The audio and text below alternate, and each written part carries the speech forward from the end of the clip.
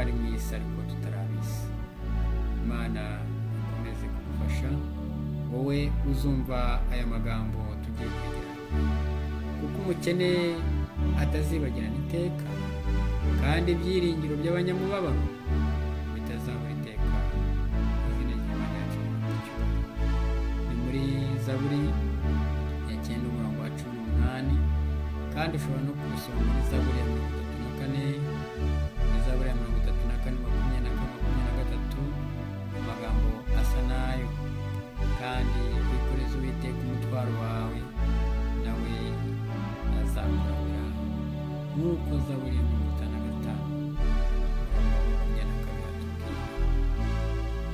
Zaburi 55 umurongo wa 22.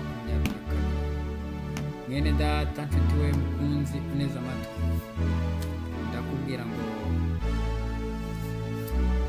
ujye imbere y'Imana yishyuze amasezerano yawe, wiyatureho kwatura kwiza, wumve ko icyo Imana ushaka ari ukugirira neza, ari ukugirira neza, atari ukugirira nabi. Wumve ko nta kintu kibi kiba ku Imana. Rega Imana ni igitangaza. Ikoreze Uwiteka umutwaro wawe, nawe azakuramira, kandi uzigera usitara na hato. Imana idufashe cyane.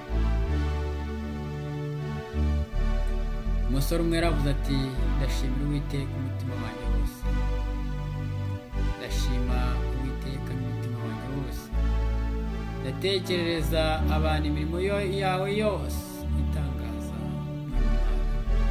Ndakunezererwa, ndakwishimira, gusumba byose ndaririmbira ishimwe izina ryawe, Imana yacu icyubahiro. Zaburi ya 9 umurongo wa 1 ndetse n'uwa 2. Mbese mujya mukunda gusoma ibyanditswe byera? Ibyanditswe byera bizakubera umurinzi nk'uko twabibonye, ariko ibyanditswe byera bifite ibyigisho by'uburyo bwose.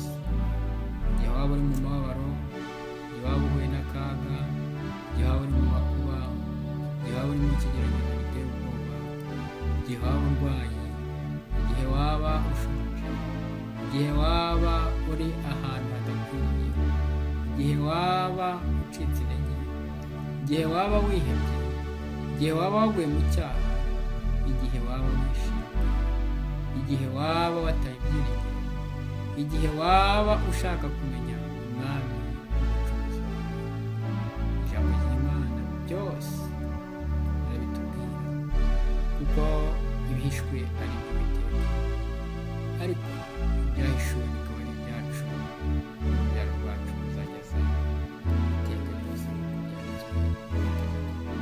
Imana idufashe. Umusore rero ushima Imana, nawe ube umusore ushima Imana, nawe ube inkumi ushima Imana, nawe ube umubyeyi ushima Imana, nawe ube umugabo ushima Imana, nawe ube umusaza ushima Imana, nawe ube umukecuru ushimira Imana. Izina ry'Imana yacu rihimbazwe. Umwana abeho ashima Imana. Haleluya.